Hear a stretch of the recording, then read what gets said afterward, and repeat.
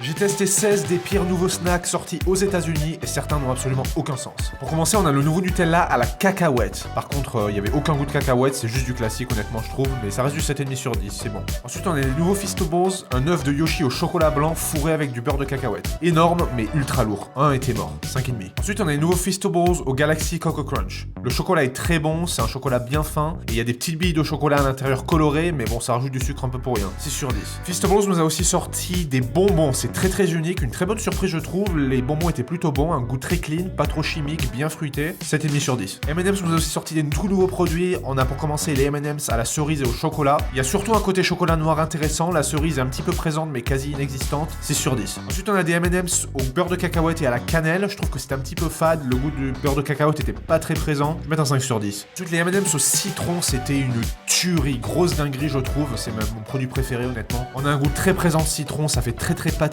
aussi, il y a le côté tarte, meringuée effectivement. Petite gaufrette croustillante à l'intérieur, bon 8 sur 10. Ensuite on a le Reese's au chamallow, produit très gras et très lourd comme le fait Reese's d'habitude. Un beurre de cacahuète très présent, le chamallow qui rajoute une touche de sucre évidemment, je trouve que c'est un petit peu trop, donc voilà, 5,5 sur 10. Ensuite on a les Oreos Stuff of Doom en collaboration avec Marvel. On a supposément une crème qui change de couleur quand tu la lèches, ce qui est faux, il n'y a aucun changement de couleur quand tu le lèches, grosse arnaque. Le goût par contre est bon, c'est des Oreos classiques avec peut-être un goût de chocolat un petit peu plus intense, presque côté chocolat noir. Donc j'ai mis un 7 sur 10, c'est quand même plutôt bon. Ensuite on a des Oreos S'mores, très sympa, bon bien sucré, c'est des Oreos classiques. Il y a un petit côté miel que j'ai beaucoup apprécié, c'est très original je trouve, 7,5 sur 10. Ensuite on a des Pips Harry Potter au Butterbeer, c'est un goût bizarre, un petit peu indescriptible, c'est assez sucré, c'est une bonne qualité de chamallow évidemment comme d'habitude avec Pips. C'est pas mauvais mais c'est un petit peu étrange, 6,5 sur 10. Ensuite on a les Pips au chili mangue citron vert, c'est des chamallows épicés, très intéressant. Le goût de la mangue est très présent, petit côté citron, c'est plutôt sympathique, simple et efficace, 7 sur 10. Ensuite on a les nouveaux Pop-Tarts en collaboration avec les 4 Fantastiques, texture très bizarre, on dirait de la pâte pas cuite, goût très médicamenteux, je dirais qu'il y a une touche de framboise aussi. La couleur en plus c'est ultra radioactif, c'est très bizarre, franchement j'ai pas du tout aimé, 4 sur 10. Ensuite on a les Goldfish au Butterbeer en collaboration avec Harry Potter,